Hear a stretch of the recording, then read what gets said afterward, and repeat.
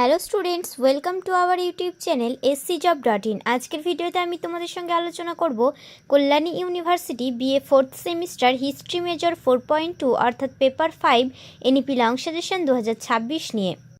তোমরা যারা এখন 4th সেমিস্টারে পড়াশোনা করছো, তোমাদের 4th সেমিস্টারে 4টে পেপার পড়তে হবে। মেজরের 2টি পেপার, মেজর 4.1 অর্থাৎ পেপার 4 এবং মেজর 4.2 অর্থাৎ পেপার 5 এবং একটা মাইনর পেপার ও একটা বেঙ্গলি কম্পালসারি এইসি পেপার তোমাদের সকলকেই পড়তে হবে। তো তোমরা আমাদের কাছে সমস্ত সেমিস্টারের সমস্ত পেপারের সাজেশন পিডিএফ কপি পেয়ে যাবে। তো 4th সেমিস্টারের তোমাদের মেজর পেপারের প্রাইস হচ্ছে 150 টাকা এবং মাইনর পেপারেরও সেম 150 টাকা। তো তোমাদের 4th সেমিস্টারের 4টে পেপারের জন্য, মেজরের 2টো পেপারের জন্য 150 করে তোমাদের 300 টাকা এবং মাইনরের 150 এবং তোমাদের বেঙ্গলি এইসি কম্পালসারি পেপারের জন্য শুধুমাত্র 99 মানে 99 টাকা তোমাদের শুধুমাত্র পেমেন্ট করতে হবে। তাহলে তোমাদের টোটাল হচ্ছে 4টে পেপারের জন্য 550 টাকা। তো তোমরা যদি 4টে পেপার একসঙ্গে নাও তাহলে তোমাদেরকে 500 টাকার মধ্যে 4টে পেপারই দেওয়া হবে।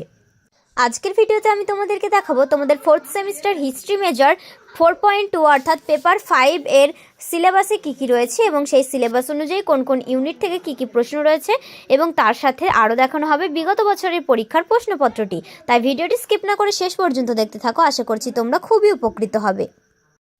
তো চলো এবার আমি তোমাদেরকে হিস্ট্রি মেজর 4.2 অর্থাৎ পেপার 5 এর সিলেবাসটি দেখিয়ে দিই। সিলেবাসের হেডলাইনে দেখো রয়েছে ইউরোপিয়ান ট্রানজিশন সিলেবাস 2026। ইউনিট 1-এ রয়েছে ইউরোপীয় সামন্ততন্ত্রের কাঠামোগত বৈশিষ্ট্য, ক্রুসেড সমূহ এবং 1400 শতকের সামন্ততন্ত্রের সংকট, পশ্চিম ইউরোপে সামন্ততন্ত্রের পতন কিন্তু পূর্ব ইউরোপে এর স্থায়িত্ব। ইউনিট 2-তে রয়েছে রেনেসাঁ ধর্ম সংস্কার, প্রতি ধর্ম সংস্কার এবং আলোকায়ন, মুদ্রণ বিপ্লবের প্রভাব, ধর্মনিরপেক্ষতা ও মানবতাবাদের প্রসার, শিল্প স্থাপত্য, বিজ্ঞান ও সাহিত্য। এবং ইউনিট 3-তে দেখো কী রয়েছে। ইউনিট 3-তে রয়েছে ভৌগোলিক আবিষ্কারসমূহ, বাণিজ্যিক বিপ্লব ও মূল্য বিপ্লব, মার্কেন্টিলিজমের মাধ্যমে ইউরোপের সামন্ততন্ত্র থেকে পুঁজিবাদে উত্তরণের বিতর্ক, শিল্প সমাজের উত্থান। ইউনিট 4-এ রয়েছে 30 বছরের যুদ্ধ থেকে 7 বছরের যুদ্ধ পর্যন্ত ইউরোপ, জাতিরাষ্ট্রের উত্থান, স্পেন, ফ্রান্স, ইংল্যান্ড ও রাশিয়া, আমেরিকার স্বাধীনতা যুদ্ধের পর উদারনৈতিক রাজনীতির সূচনা। তো এবার আমি তোমাদেরকে সিলেবাস অনুযায়ী কোন কোন ইউনিট থেকে কী কী প্রশ্ন উত্তর রয়েছে সেগুলি দেখাবো। তার আগে তোমাদেরকে বলে রাখি, তোমরা আমাদের কাছে কল্যাণী ইউনিভার্সিটির সমস্ত সেমিস্টারের সমস্ত পেপারের সাজেশন পিডিএফ কপি পেয়ে যাবে। 4th সেমিস্টারের মেজর এবং মাইনরের যে কোনো একটি পেপারের সাজেশন প্রাইস মাত্র 150 টাকা। আর তোমাদের শুধুমাত্র বেঙ্গলি এইসি কম্পালসারি পেপারটার প্রাইস শুধুমাত্র 99 টাকা। আবারও তোমাদেরকে আরও একটি কথা জানিয়ে দিচ্ছি, তোমরা অনেকে এখনও জিজ্ঞাসা করো যে শর্ট কোশ্চেনগুলো দেবেন, তো তাদের জন্য বলে রাখি শর্ট কোশ্চেনগুলো দেওয়া হবে। এটি যেহেতু পেইড সাজেশন তাই ভিডিওতে আমরা শুধুমাত্র লং কোশ্চেন আনসারগুলো দেখাই, শর্ট কোশ্চেন আনসারগুলো দেখানো হয় না। তোমরা যখন 150 টাকা পেমেন্ট করে এই সাজেশনটি বাই করবে তখন তোমাদেরকে শর্ট কোশ্চেন আনসার এবং লং কোশ্চেন আনসার দুটো পিডিএফ কপি সেন্ড করে দেওয়া হবে। তো চলো এবার শুরু করা যাক। ইউনিট 1 ইউরোপীয় সামন্ততন্ত্রের কাঠামোগত বৈশিষ্ট্য, ক্রুসেড সমূহ এবং 1400 শতকের সামন্ততন্ত্রের সংকট, পশ্চিম ইউরোপে সামন্ততন্ত্রের পতন কিন্তু পূর্ব ইউরোপে এর স্থায়িত্ব। তো ইউনিট 1-এর প্রথম প্রশ্ন রয়েছে সপ্তদশ শতকের সংকট বলতে কি বোঝায়? তুমি কি মনে করো এই সংকট সর্বত্রগামী ছিল, অথবা তুমি কি মনে করো যে সপ্তদশ শতকের ইউরোপে একটি তীব্র সংকট দেখা দিয়েছিল? তো তোমরা দেখতেই পাচ্ছ আমাদের সাজেশনের প্রত্যেকটি প্রশ্নের উত্তর খুবই সুন্দর পয়েন্ট আকারে দেওয়া রয়েছে। প্রত্যেকটি ইউনিটের বেশি গুরুত্বপূর্ণ প্রশ্ন উত্তরগুলি ইউনিটের প্রথম দিকে এবং তার থেকে কম গুরুত্বপূর্ণ প্রশ্ন উত্তরগুলি তারপরে সাজানো রয়েছে। গুরুত্বপূর্ণের ভিত্তিতে ক্রমানুসারে পরপর সাজানো রয়েছে। প্রত্যেকটি ইউনিটের বেশি গুরুত্বপূর্ণ প্রশ্ন উত্তরগুলিতে স্টার মার্ক দেওয়া রয়েছে তোমাদের সুবিধার্থে। এত সুন্দর পয়েন্ট আকারে সাজানো কোয়ালিটি সম্পন্ন সাজেশন আশা করছি তোমরা আর কোথাও এত স্বল্প মূল্যে পাবে না। তাই এখন থেকে যদি আমাদের কাছ থেকে সাজেশনগুলি সংগ্রহ করে পড়া শুরু করো তাহলে পরীক্ষাতে খুবই ভালো রেজাল্ট করতে পারবে। এরপরে প্রশ্ন রয়েছে একজন ভূমিদাস বা সার্ফ তার মায়ের গর্ভ থেকে পূর্ব নির্ধারিত প্রভুর অধীন ভূমিদাস রূপে চিহ্নিত হতো।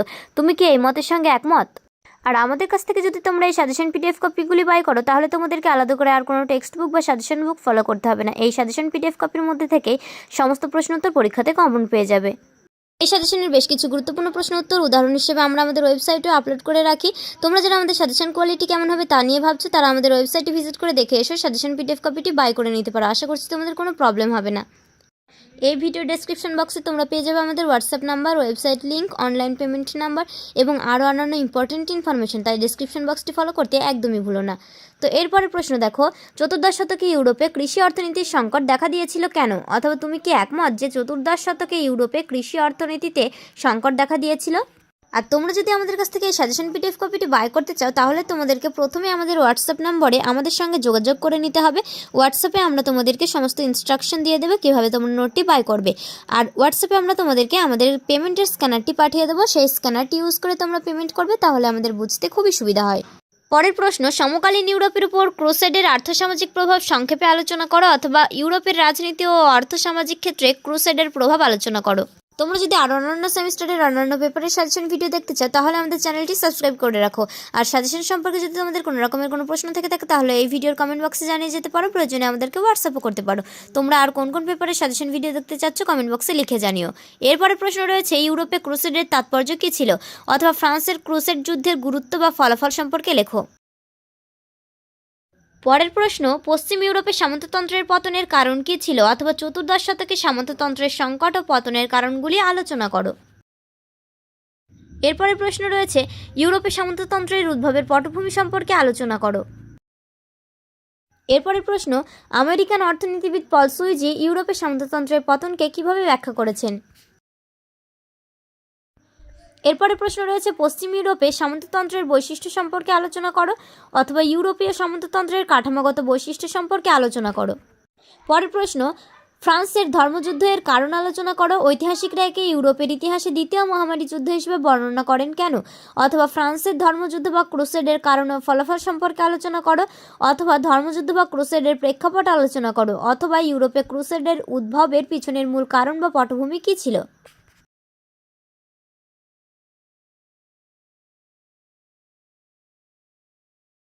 পরের প্রশ্ন, ইউরোপে সামন্ততন্ত্রের পতনে ক্রুসেডের কী ভূমিকা ছিল।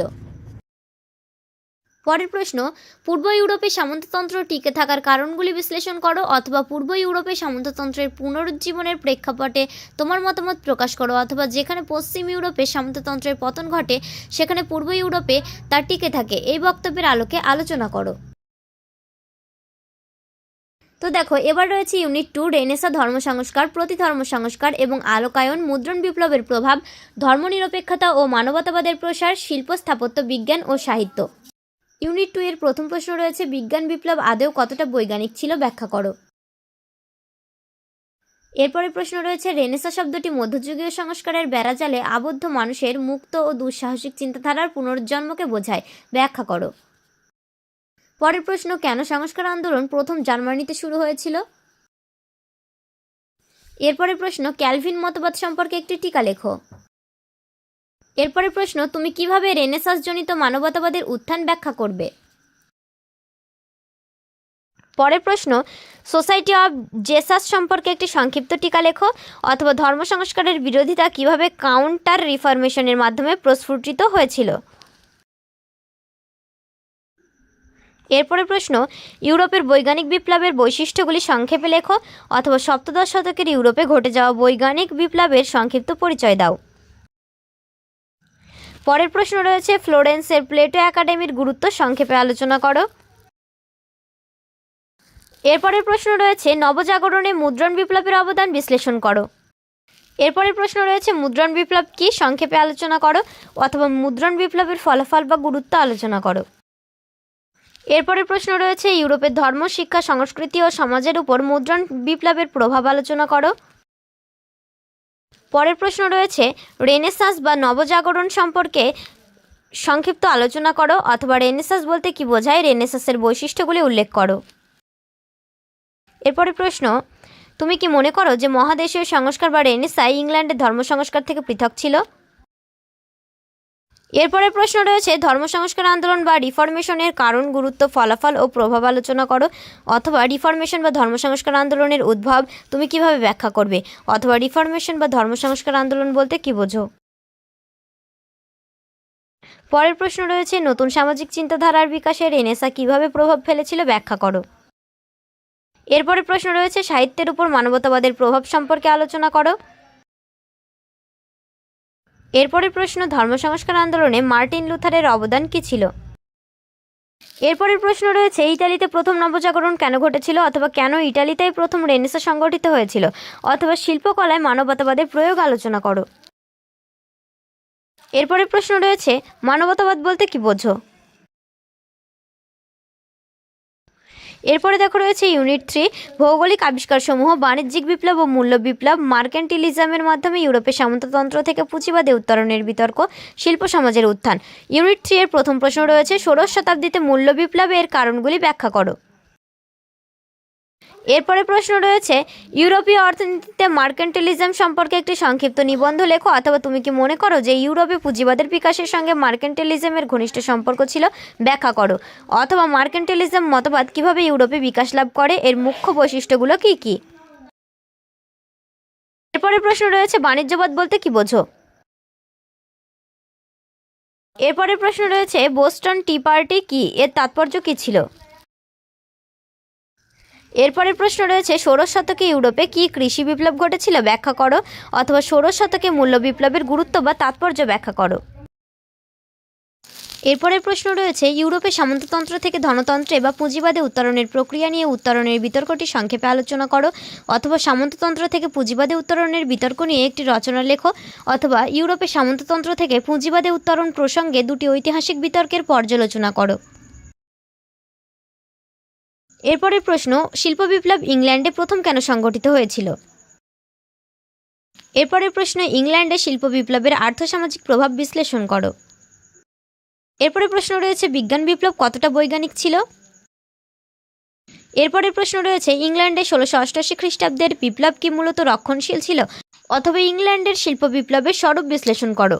অথবা ইংল্যান্ডে 1688 খ্রিস্টাব্দের বিপ্লব কি মূলত রক্ষণশীল ছিল। এরপরের প্রশ্ন রয়েছে পঞ্চদশ শতকের শেষ দিকে ইউরোপে মানচিত্র অঙ্কনের বিকাশ সম্পর্কে লেখো।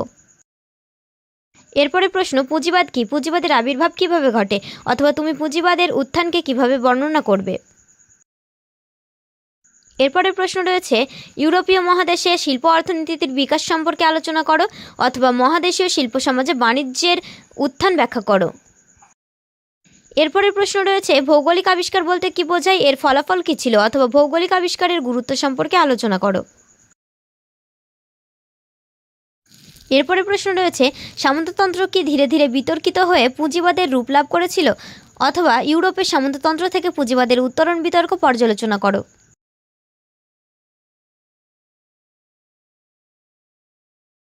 এরপরের প্রশ্ন রয়েছে ইউরোপের অর্থনীতির ওপর মূল্য বিপ্লবের প্রভাব পড়েছিল। অথবা ইউরোপে আদৌ কি কোনো মূল্য বিপ্লব ঘটেছিল। অথবা সপ্তদশ শতকের মূল্য বিপ্লব কি আদৌ সংগঠিত হয়েছিল। অথবা ইউরোপের কৃষি বিপ্লবের উপর একটি সংক্ষিপ্ত টিকা লেখো। তো এরপরে প্রশ্ন রয়েছে 18 শতকের শেষ লগ্নে ইউরোপের শিল্প সমাজের উদ্ভব প্রক্রিয়া নির্দেশ করো। এবার রয়েছে ইউনিট 4 30 বছরের যুদ্ধ থেকে 7 বছরের যুদ্ধ পর্যন্ত ইউরোপ, জাতিরাষ্ট্রের উত্থান, স্পেন, ফ্রান্স, ইংল্যান্ড ও রাশিয়া, আমেরিকার স্বাধীনতা যুদ্ধের পর উদারনৈতিক রাজনীতির সূচনা। তো ইউনিট 4 এর প্রথম প্রশ্ন রয়েছে তুমি কি সহমত যে 1648 খ্রিস্টাব্দের ওয়েস্টফেলিয়া শান্তি চুক্তি প্রোটেস্ট্যান্ট এবং ক্যাথলিকদের মধ্যে দীর্ঘস্থায়ী শান্তি স্থাপন করেছিল। অথবা ওয়েস্টফেলিয়া চুক্তির উপর একটি সংক্ষিপ্ত টিকা লেখো।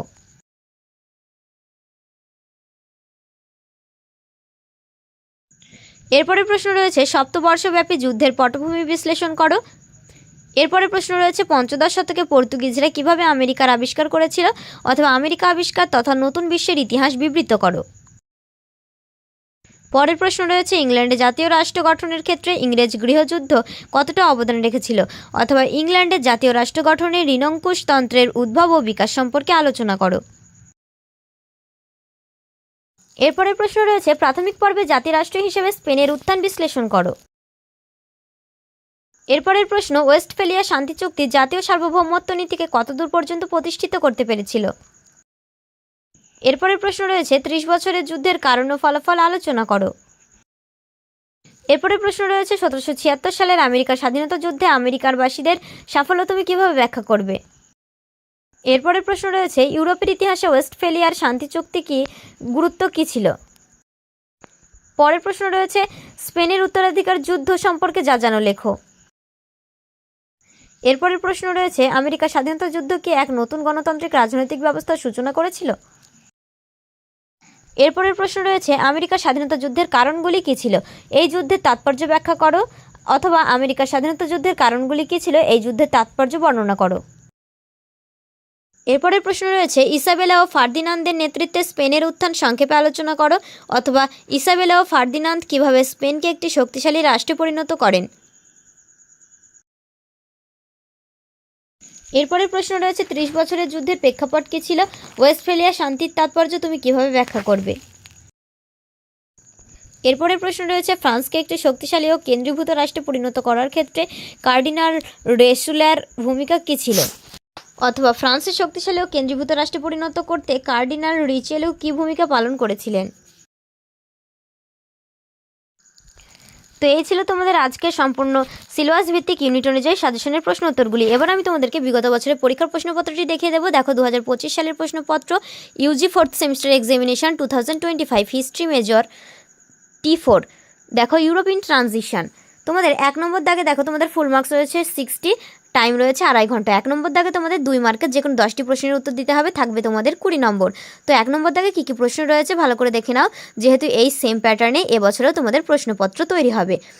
তো এরপরে দেখো 2 নম্বর দাগ, 2 নম্বর দাগে তোমাদের 5 মার্কের যে কোনো 4টি প্রশ্নের উত্তর দিতে হবে। 2 নম্বর দাগে থাকবে তোমাদের 20 নম্বর। কী কী প্রশ্ন রয়েছে ভালো করে দেখে নাও। এরপরে তোমাদের রয়েছে 3 নম্বর দাগ, 3 নম্বর দাগে তোমাদের 10 মার্কের যে কোনো 2টি প্রশ্নের উত্তর দিতে হবে। 3 নম্বর দাগে তোমাদের থাকছে 20 নম্বর। তো টোটাল তোমাদের রয়েছে 60 নম্বরের পরীক্ষা। তো কী কী প্রশ্ন রয়েছে ভালো করে দেখে নাও। তো এই ছিল আমাদের আজকের সম্পূর্ণ সাজেশনের ভিডিওটি যদি তোমাদের কাছে ভালো লেগে থাকে তাহলে ভিডিওটিতে একটি লাইক করে তোমাদের বন্ধুদের কাছে শেয়ার করে দাও, যাতে তারাও উপকৃত হতে পারে। আর ভিডিওটি যদি তোমাদের কাছে হেল্পফুল মনে হয় থাকে তাহলে চ্যানেলটি সাবস্ক্রাইব করে অল নোটিফিকেশনটি অন করে রাখো এবং এরকম আরও হেল্পফুল ভিডিও সবার আগে দেখতে থাকো।